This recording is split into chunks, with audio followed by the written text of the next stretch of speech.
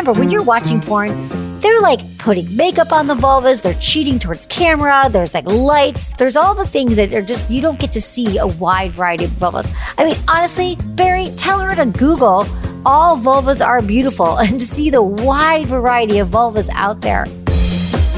You're listening to Sex with Emily. I'm Dr. Emily, and I'm here to help you prioritize your pleasure and liberate the conversation around sex.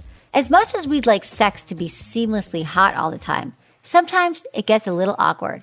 Too much teeth during a blowjob, an erection that won't last, someone farts. Hey, it happens, and when it does, it can seriously derail the mood. But does it have to?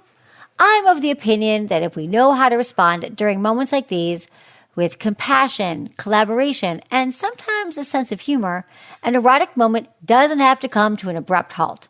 So, on today's show, I'm taking the point of view of someone who didn't do the awkward thing, they witnessed it. And by the end, you'll know how to hold space, how to handle situations like these, and not shame the person on the other side. So hey, you can keep the party going and continue having fantastic sex. Intentions with Emily. For each episode, let's start off by setting an intention for the show. So when you're listening, what do you want to get out of this episode? Well, my intention is to help you strengthen your nervous system. So much of our ability to experience pleasure is based on our nervous system response, which is a fancy way of talking about fight or flight. If you know how to listen carefully, how to remain calm and peaceful, you've got way more capacity for eroticism.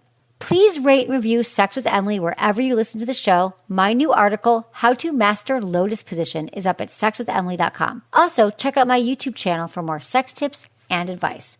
If you want to ask me questions, call my hotline, 559-TALK-SEX or 559-825-5739. Leave me your questions or message me at sexwithemily.com/askemily. All right, everyone, enjoy this episode.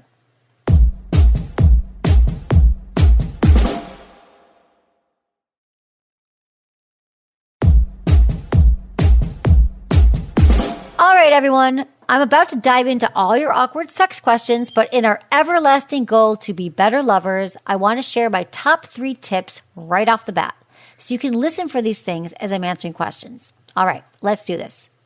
Oh, I also want to remind you that talking about sex is hard, which is why I get very, very specific about how to have the sex talks. This is not easy. Our partners are going to be on the defensive, and keep these tips in mind.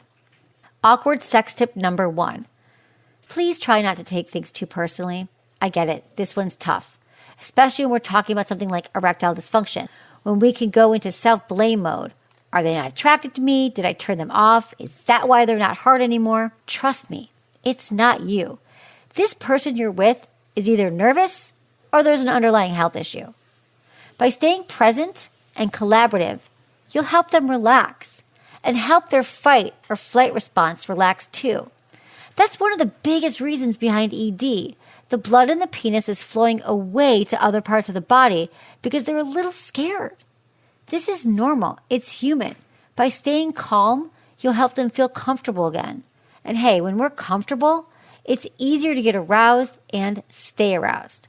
Oh, this example also goes for our vulva-owning partners. If you're with a vulva owner and you're wondering, why isn't she having orgasms? Why is she not getting wet? And maybe you blame yourself and you think, oh God, there's something wrong with my penis. I'm not giving her enough pleasure. She'd be a lot wetter and she'd have more orgasms. So just remember, if we turn our attention towards our partners and try to be collaborative and help them in a more thoughtful way, really listening and supporting them, and take all the attention off blaming ourselves, we're way more likely not to take it personally and truly supporting our partner to finding the best sex solutions there are for every situation.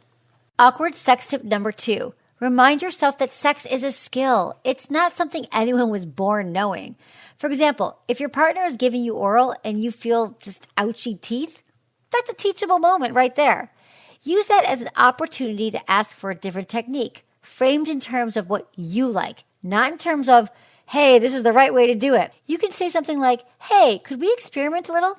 Could you pull your lips over your teeth like you're sucking on a popsicle? I love it like that. It turns me on so much. Problem solved.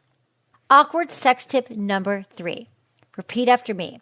compassion, collaboration, curiosity. These 3 qualities can get you out of any awkward sex bind, as can a little bit of humor when it's appropriate. Let's take it back to erectile dysfunction, and I'll give you an example. Okay, say you're with a penis owner and they lose their erection. If we responded with shame, it might sound like, ew, gross, I can't believe this is happening right now. Like, what's your problem? That's not going to go down over well. But if we respond with compassion, collaboration, curiosity, we can say something like, that's totally okay.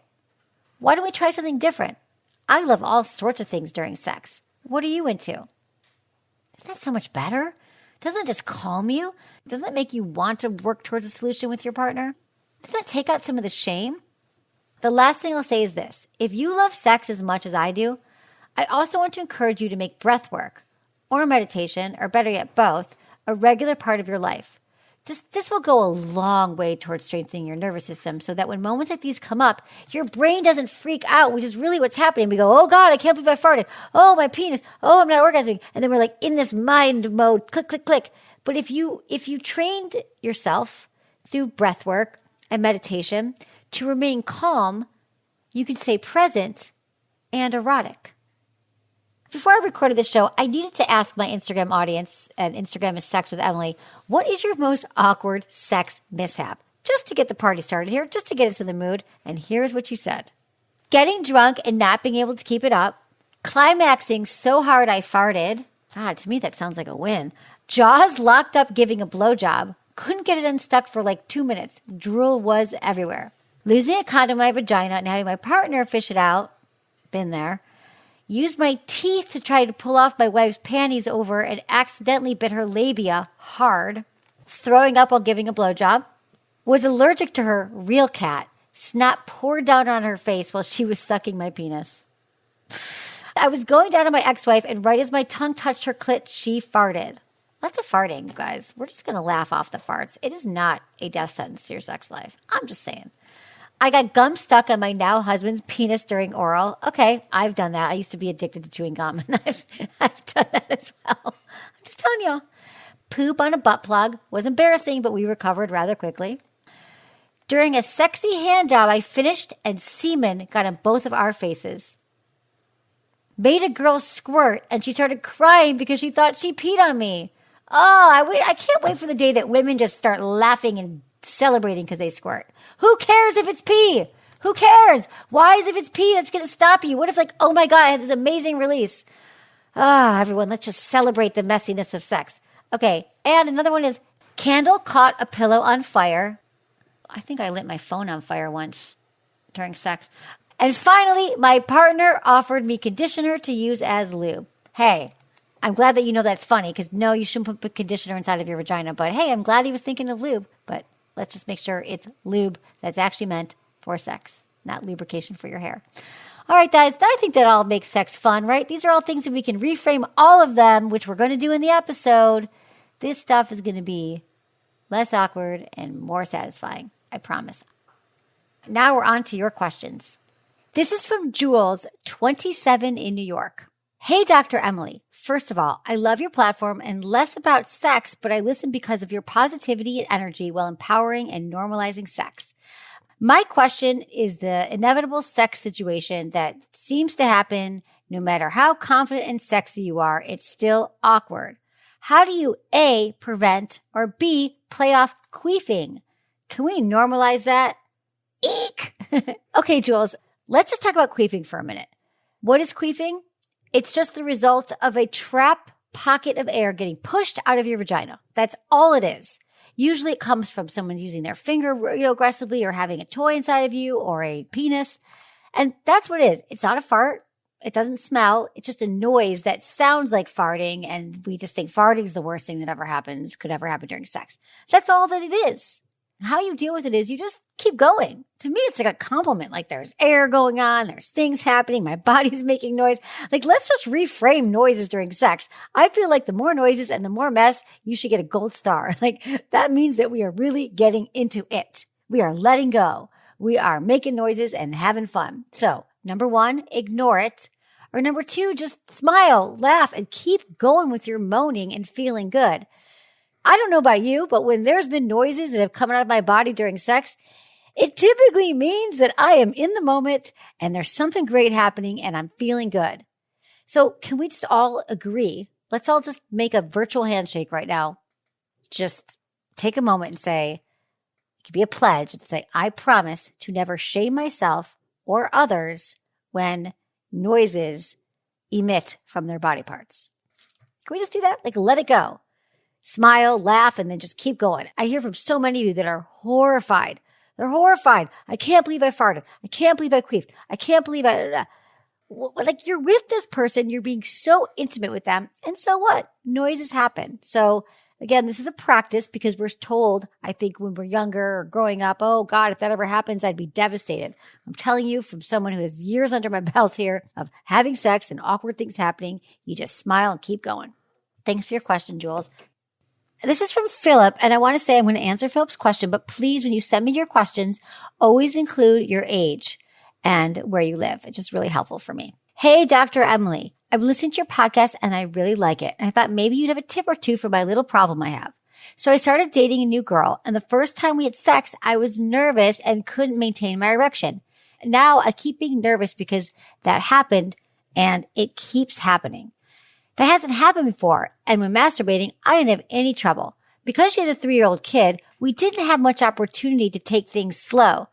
And we would like to put less pressure on sex. And I'm wondering if you have any tips for me. Thank you. Well, you explained this perfectly well, Philip. This is a really common experience, whether we're talking about erectile dysfunction, meaning you lose your erection, or premature ejaculation, meaning you get to the finish line before you want to. These can all be based on one time it happening, and then you're so nervous it's going to happen again that you keep repeating it over and over and over again. So what happens is your fight or flight response is probably turned on, causing blood to flow away from your penis. So work on calming yourself.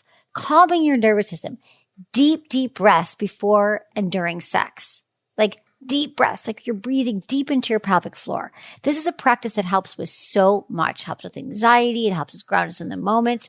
And you can also try other things. There are many, many ways to have sex. Sex isn't just about penetration.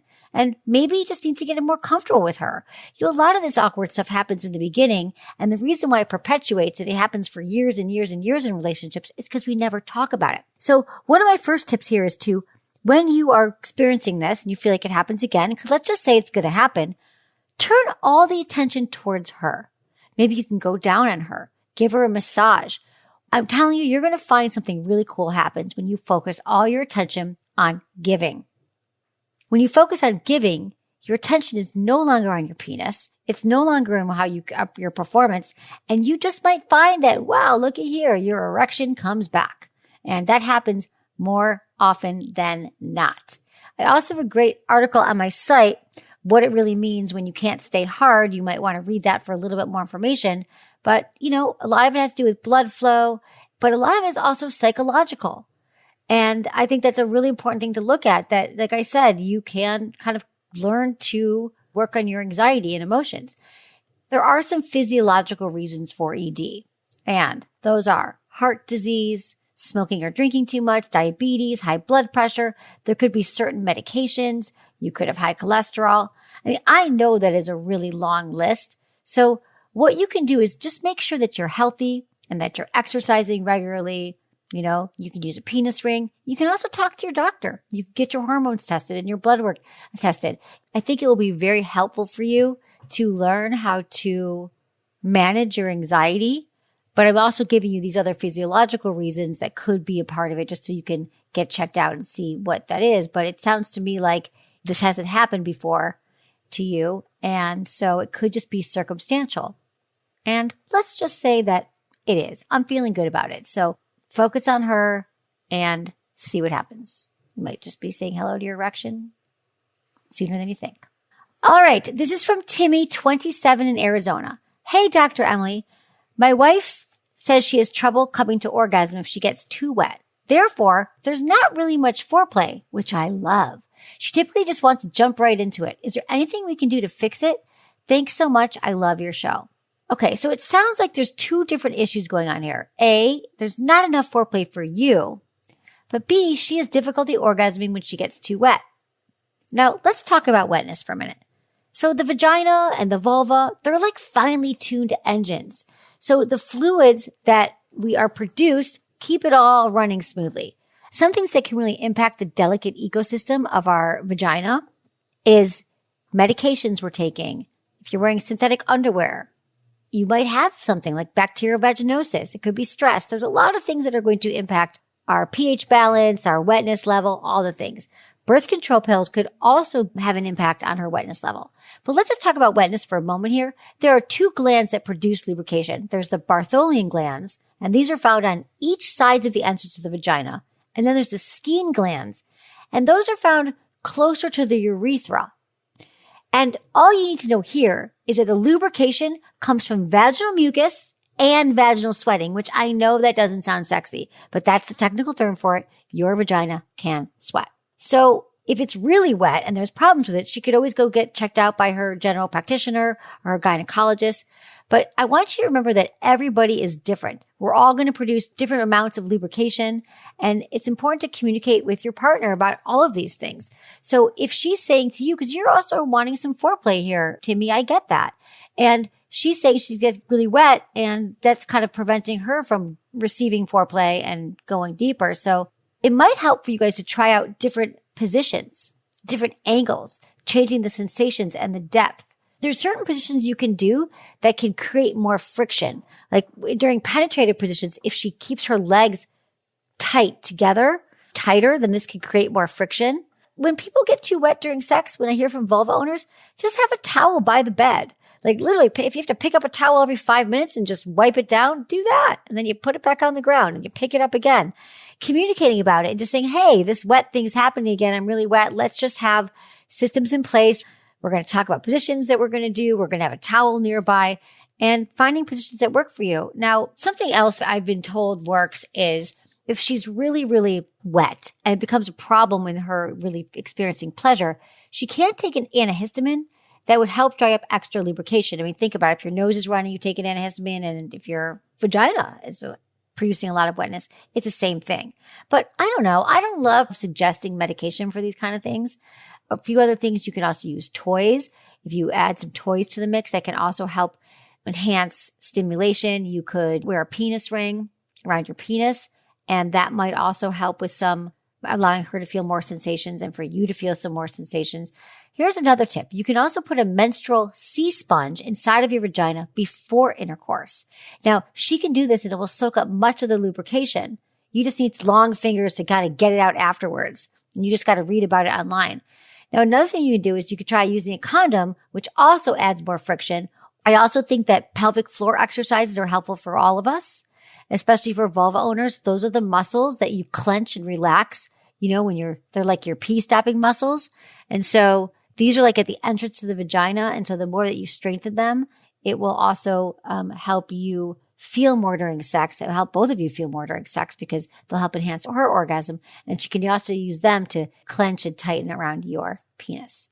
These are some tips here for the wetness, but I think that really it's important to have a conversation with her outside the bedroom and say, hey, I've learned some things that we could do to kind of make sure that we're both getting our needs met. Would you be into it? And again, you want to make sure, like, I think it's hot that you get wet. I think it's really great. I love turning you on, all these things. I'm not about one partner being the one to solve everything in the relationship. So if you bring your partner on board for it, then you're both in it together, and just incredible, pleasurable sex for both of you is right around the corner.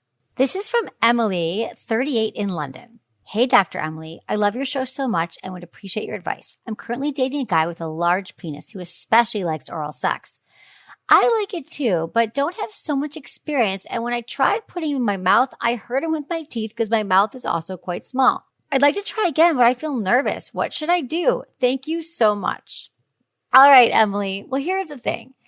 It probably might have been a shock to you. Maybe you haven't had as much experience and you have a little mouth and he's got a big penis. So let's just talk about working around here, some workarounds here. First, make sure that your lips are covering your teeth. So you kind of like somebody without teeth, right? Like you can't see what I'm doing here, but I'm pursing my lips and my lower lip around my teeth.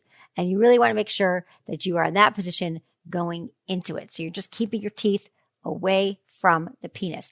But I get it. It's really large. That can be hard to do. Maybe you already tried that and you're like, I couldn't get it in my mouth with the extra lippage in there. The important thing to know is that when it is a very large penis, that oral sex isn't just about your mouth.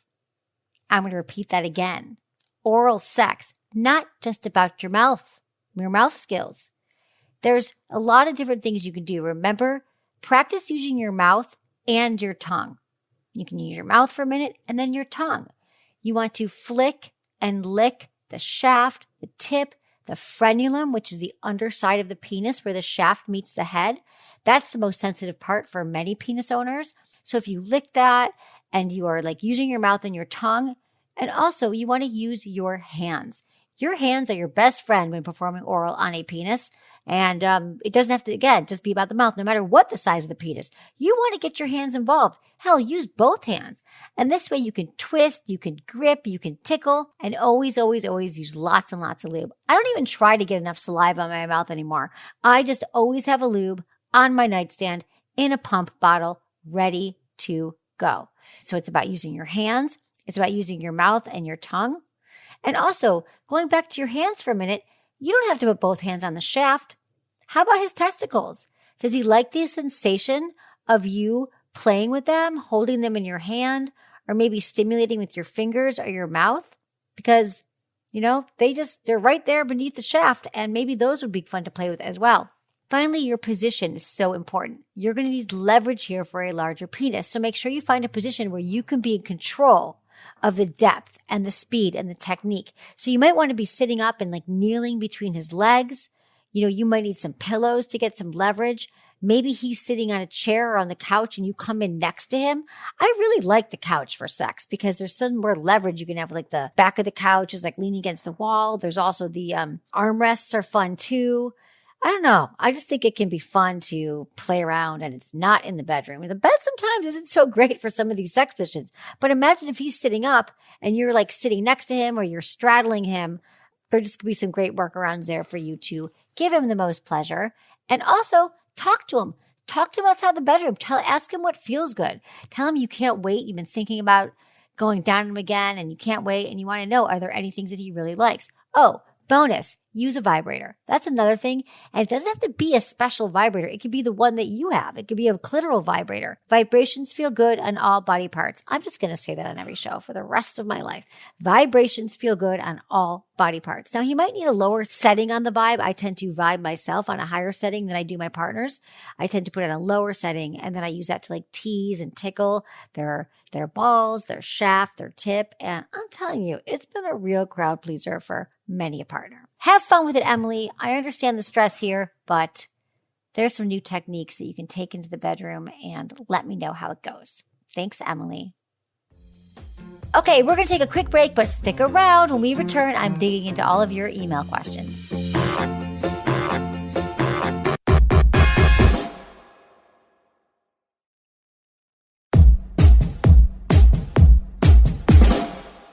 This is from Barry, and he writes, Dear Dr. Emily, my girlfriend hates the way her vulva looks. She's a mildly prominent inner labia, and she won't even let me see it in the light. I think her insecurities around this are hurting her ability to orgasm when we fool around. She can't orgasm while masturbating, which we like to do together, but I can't get her there when I try, even with a vibrator. I certainly don't have any problem with her labia, but she wants a labiaplasty surgery. I just want her to love herself the way she is. Do you have any suggestions on how I can make her feel as beautiful as I see her? Thanks so much, Dr. Emily. I've loved your show since I learned about you on Loveline. Oh, I love doing Loveline with my friends, Dr. Drew and Mike. Thank you, Barry, for your question, and I'm glad you are here with me at Sex with Emily. All right, so sounds like your girlfriend has labia body dysmorphia. So I think this has been happening way more since we've had porn available in our pockets on our smartphones. People were not asking me this question before porn was everywhere, and all you see is a slit of a vulva in porn. And remember, when you're watching porn, just side note, they're like putting makeup on the vulvas. They're cheating towards camera. There's like lights. There's all the things that are just, you don't get to see a wide variety of vulvas. I mean, honestly, Barry, tell her to Google All vulvas are beautiful, and to see the wide variety of vulvas out there and encouraging her, and telling her you think it's beautiful. And maybe next time if she does let you go down on her, and you can just tell her the whole time how beautiful she is, how much you love it, how much it turns you on. I think that goes a long way, and we just got to get her to open up her legs to you, I really don't want her to get labiaplasty. It is so not necessary. In fact, the only time it's really necessary to get a labiaplasty is when the labias are really too, like they hurt, like they hang really, really low. Or I remember there was a doctor on my show telling me that there was a woman, she's a professional swimmer, and she would swim and like it would come out of her underwear when she was trying to swim, and it made it harder for her to do her sport. So unless it's like getting in the way, usually just insecurities that we have, because someone would love to build up all of our insecurities. We don't love to do it, but we can't help to do it. And I just think the more she can get into her body, you let her know how beautiful it is. And Googling, like when I first saw these vulva galleries, there's one also on Instagram called like the vulva gallery.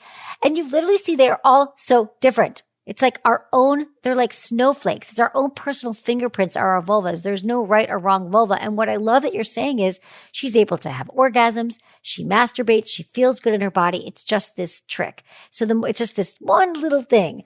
So the more we can use all the ways that we talk about affirmations, she wants to write those every morning. My body is beautiful. My labia is strong and allows me to have pleasure.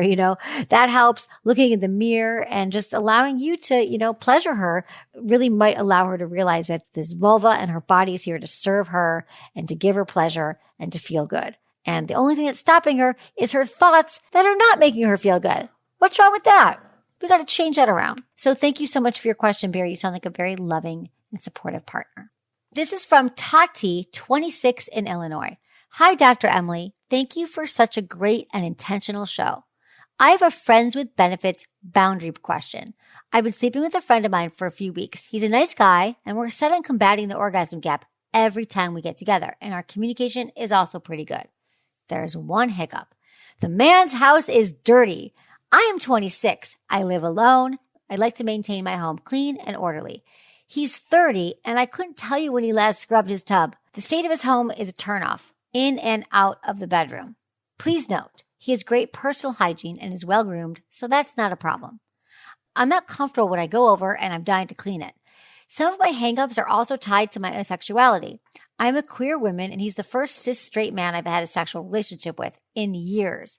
I feel like it bothers me in a kind of structural gender role level that he won't clean. I mean, I've never broached a subject, as I'm not sure what a good boundary is here. Don't want to be rude. I also don't want to overstep. Am I violating FWB code and merging into some girlfriend territory by bringing it up? Is it too much to ask for him to clean the toilet? And do you have any advice about navigating what I feel is such a heteronormative request? I.e., a woman asking a man to clean up after himself. I don't think I want to sleep with a man who cannot maintain a tidy home. As unfortunate it would be to see the sex go, I would be willing to end things over this. It's such a turnoff. Thanks again for all the care and attention you invest into this show. Now, I understand this. A dirty house is a turnoff. I don't care about your gender at all.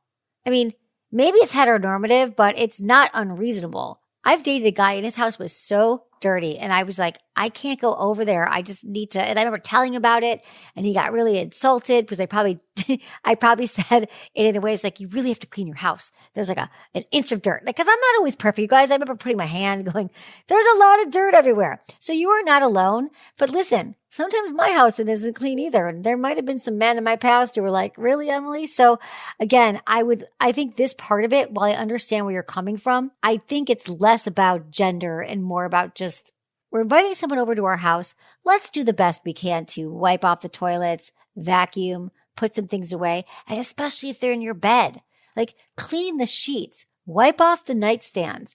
Just take 20 minutes to zhuzh before someone comes over.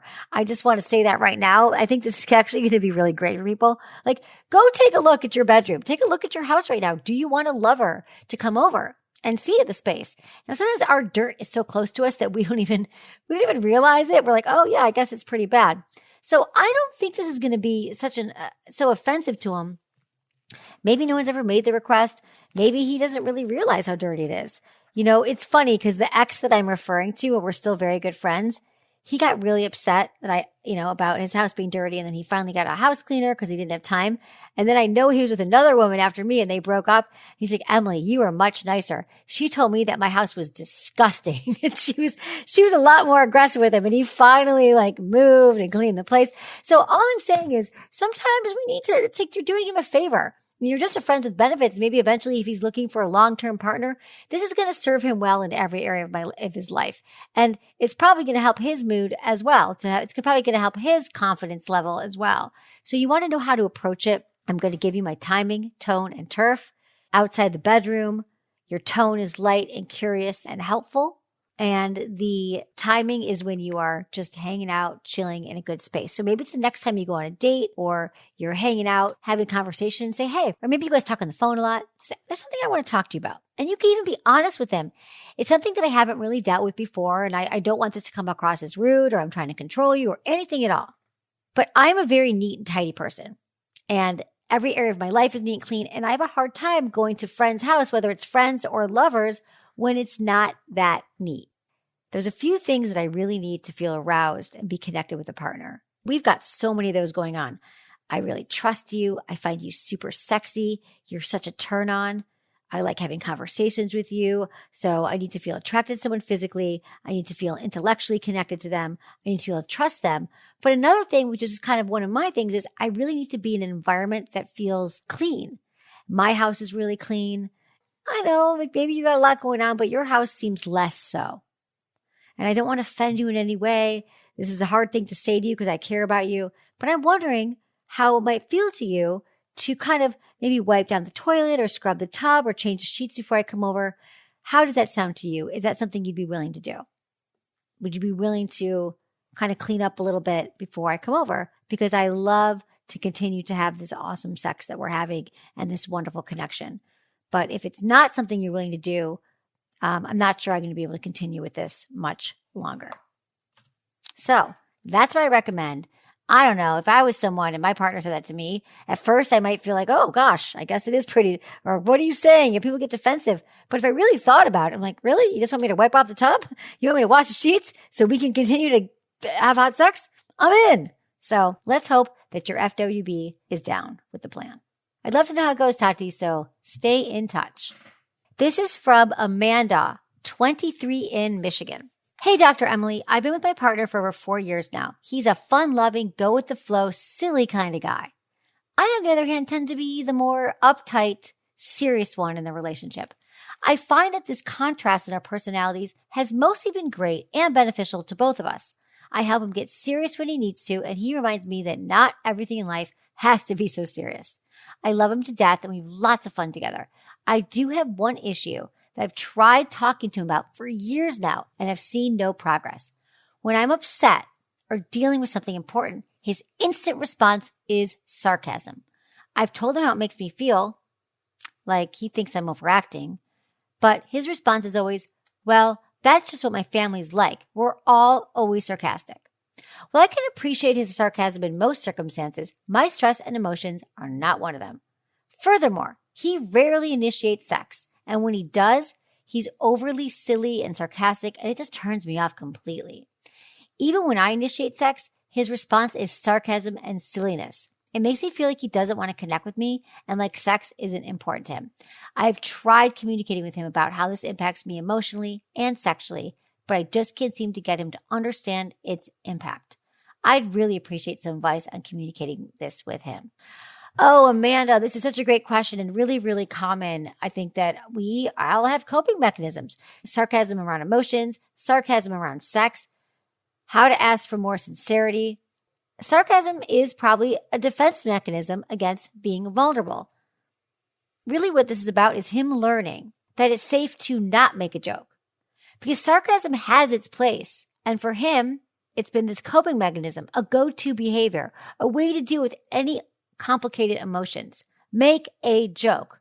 At least he has the awareness to know, like, this is what my family does. And I'm assuming that you're both in your early 20s, so he only left his home a few years ago, unless he still lives at home, which is fine too. But if he does, he's very aware that no one in my family talks about emotions, and we're really funny and jokey and sarcastic, but emotions are a no-go. I mean, think about it. And you know his family. They probably all sat around making jokes, pushing big, scary emotions down deep. So this might be the first time he's seeing this defense mechanism, coping mechanism, not working. So if you really love this guy, and it sounds like you do, it's going to take some time. Will you let him know, again, outside the bedroom, talking to him about this and say, listen, I know I've brought this up to you before, and I know it feels like I'm controlling or it's not a big deal or this is just how you are. But I want to tell you how it makes me feel. Now, first, I know you're not doing this on purpose. I know this is a habit, because really it's a habit. I mean, he doesn't even realize he's doing it. He just makes a joke when something's uncomfortable happens. And you can give him examples. Like if you can, have 3 examples, like the time that I initiated sex and you started being silly about it, or the time that I told you about my work day that was stressful and you made this joke. Like sometimes they need to know examples. And just say, in those moments, I really think that we can work together on this because I hear what you're saying. I understand that it's a habit. I understand your family does it. But how it makes me feel is it makes me want to shut down. It makes me feel discounted. It makes me feel like I'm not important to you. It makes me feel like you don't care. It makes me feel like I can't share things with you. And it makes you shut down sexually. Like, I don't know. If I was your partner, I'd want to listen there. You're going to have to reinforce and say, I know you're not doing this on purpose. I know that this is something that's so foreign to you. And I love that you realize that it's part of your family's patterns. Because remember, all of us, if we grew up with a family, we are our family. We are doing the same things that they did. Now, for better or for worse, there's some wonderful things we all learned from our families, but there's some other things where we just didn't have a choice. We are literally animals being raised in a kingdom by these parents or by these siblings, and we are all watching each other doing the same things over and over and over again, which is why family feels so comfy, cozy. But it doesn't necessarily mean that it's helping us. So I would let him know that it's going to take him some time, and you're willing to work with him. You could create like a special word, like a safe word, and you could say like, or a safe action. You could say, babe, would you be open the next time this happens that I say, there's that joke again, or I reach out and grab your hand and look at you in the eyes? Is there an action or a funny thing that you could do that would get him to reset and look in the moment and say, oh, I'm doing it again? Because the only way we change behavior is if we're accountable and we keep trying and trying and trying, like me not saying or me not saying I'm sorry. I've had to really train myself just to not say it reactively. And sometimes I say, I'm sorry, and then I go, I'm not sorry. And that could be a really weird thing for people to listen to, but changing our behaviors is not easy. So tell him that you're willing to work with him, because I can only imagine that this is not something that he wants to continue for the rest of his life. So you guys are young. You can change your behaviors at any time. Now let's also talk about initiating sex. Remember, your partner not initiating sex is also a way to protect himself from being vulnerable. When he doesn't initiate sex, there's no risk in being rejected by you. There's no risk. He's not putting himself out there. So again, this is something he's have to learn if he's never initiating. Show him what you would like when you're sharing something emotional. Show him how you'd like him to initiate sex. You just have to guide him here. Now, you can also bring up that the last time you initiated or when you initiate, he makes jokes and it's silly. So the next time he does that, you could look at him and say, okay, this is one of those moments. And maybe if you guys learn to breathe together, like 5 deep breaths and 5, look into each other's eyes for a few seconds, that's a real grounding experience that will allow him to get out of his head and maybe start feeling what's really going on in his emotions for the first time. Therapy, also a great way to do this. If it's something that he's very resistant to, he could always go see a therapist, because I don't know, maybe a lot of these jokes and a lot of these emotional behaviors are to protect him from some really deep, troubling things that might have happened in his childhood. So let's see how this goes. You sound like a really loving partner, and I'm sure that he wants to please you and be in this relationship as well. So do your best here and let me know how it goes. This is from Elisa, 29 in Canada. Dear Dr. Emily, I'm a vulva owner and I struggle with giving myself permission to be loud during sex, not because of my partner, but from a fear of being disruptive, surveyed, or overheard by other cis men. It sounds ridiculous even when I type it out. This fear of surveillance then leads me to not feeling safe, which then makes it hard to relax and experience my full spectrum of pleasure. I know this is partially due to the sexual trauma I've experienced in my life, and also wrapped up in shame connected to the patriarchy, but my millennial life has always required me to live in close proximity to others, whether it's apartment buildings, levels of a house, etc. I want to be able to engage with my full sexual self, even if I know someone can hear me through the wall or the floor below? How do I begin to let this go and allow myself to take up sexual space? Oh, Elisa, I'm so glad you're asking this question because let me just remind everybody, research has found that the more noise people make during sex, the less inhibited they are in the bedroom. There is a direct correlation between increasing moans, lowering inhibitions, and enhancing arousal. Plus, an authentic moan will naturally open our throats and deepen our breath, which, guess what, leads to more powerful orgasm. And it truly maximizes your power. And not power, like it's so empowering type of way, although that's part of it. Rather, we're talking about how sound can intensify the event of being sexual, whether you're partnered or solo. It intensifies everything. It definitely intensifies your pleasure. Also, vocalizing during sex can make a partnered experience way more intimate because it's signaling pleasure, which guess what that does? Then it boosts confidence in a partner's performance. Think of it like positive reinforcement. Our sex noises as a form of copulatory communication and the most direct way to let our partners know that what they're doing feels so good. I mean, really? Nothing says like, that's the spot, like an authentic moan of approval, especially in those moments when the blood is rushing away from our head and towards our genitals. The more you learn to feel comfortable with your authentic noise that you make during sex, the more pleasure you're going to have. Breath also helps too. I just want to remember that when you breathe deeply, that also helps to relax your pelvic floor muscles, which are responsible for orgasm. And if you're worried about volume control, let's talk about that. You can use a pillow, like you can put a pillow over your face in a way that's not covering your entire face, but just your mouth, so you can still breathe through your nose. That could help muffle out the sound. You could also get creative. Just soundproof your space. Just think thick drapery, area rugs. There's actually some rugs right now that they're selling that are just made for soundproofing. Put a thick pad under the rugs. Tons of throw pillows, tons of throw pillows, even acoustic panels. My studio where I used to record the show, there was a street right below and you never heard the traffic because we had really thick acoustic panels. It's the security of knowing that you have soundproofed your space and made it your own will allow you to create the environment that you need that helps you feel safe to express all of your sex noises and your sexual pleasure, because that's just really hot. And I'm telling you, I don't know when it happened over the years, but I'm pretty loud during sex. I've talked about that on the show before, and I literally love it. I don't even ask. I don't even mind. I'm like, oh yeah, I'm loud. Here's a new partner. It's literally become a part of me. I can't have sex without being loud and making my noises because it just feels like I'm restricting myself, which is why I love what you said here. And you know this, Elisa. You know, I'm going to quote you here, Elisa. You said that it's hard to relax and experience my full spectrum of pleasure. Well, I want everyone to think about, how are you restricting your full spectrum of pleasure? What are you doing that's holding yourself back right now from having the pleasure and the sex life that you deserve? Let's remove those barriers. I'm here for you. Jocelyn, 33 in Pennsylvania. Hey, Dr. Emily, me and my boyfriend have sex all the time, but he jerks off all the time. I feel like he likes it more than having sex with me. One time he jerked off an hour after us having sex. He jerks off to porn or video or People's or my Messenger. What do? I don't even know how to feel about it. Does he do it because he's bored? All right, Jocelyn. Sounds like we need to do some more education here and a little bit more conversation with your partner. Now, typically, people masturbate because it's part of being sexually healthy. Having a healthy masturbation practice for all genders is crucial to you being a great lover to yourself and others. Now, I was right with you, Jocelyn. I had a boyfriend in my 20s that when I found out he masturbated all the time and watched porn, I was horrified. I was like, but I don't look like her. And we keep talking about how we're having the best sex of our lives. Why do you need to masturbate? And I think this is the hump that a lot of us need to get past. I'm trying to educate you and let you know that masturbation is healthy. Jocelyn, I hope that you're still masturbating.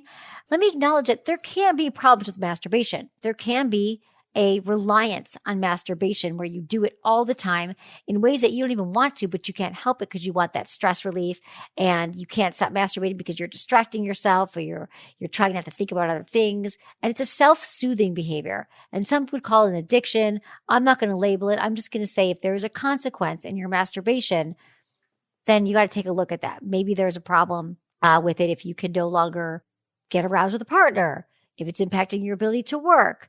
there's a lot of ways that it has consequences. But let's talk about this, Jocelyn, for a second.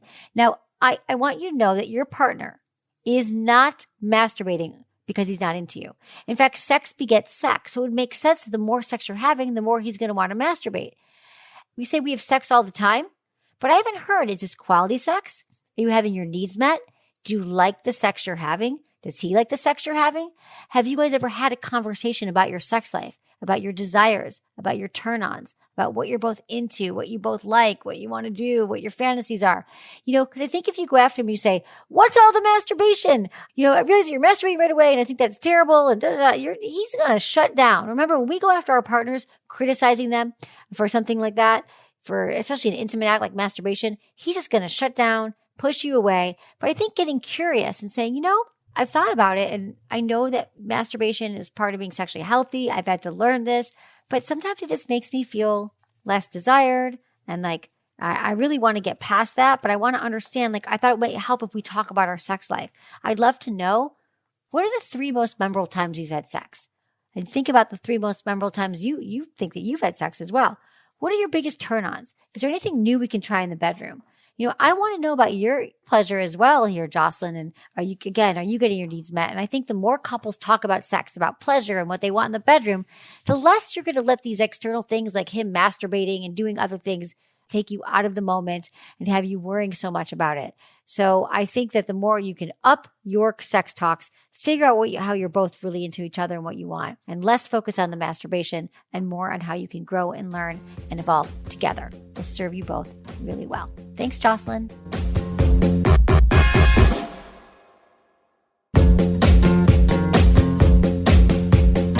That's it for today's episode. See you on Friday. Thanks for listening to Sex with Emily. Be sure to like, subscribe, and give us a review wherever you listen to the podcast, and share this with a friend or partner. You can find me on YouTube, Instagram, Facebook, and Twitter at Sex with Emily. Oh, I've been told I give really good email, so sign up at sexwithemily.com. And while you're there, check out my free guides and articles for more ways to prioritize your pleasure. If you'd like to ask me about your sex life, dating, or relationships, call my hotline, 559-TALK-SEX. That's 559-825-5739. Or go to sexwithemily.com/askemily. Special thanks to Acast for powering the Sex with Emily podcast. Was it good for you?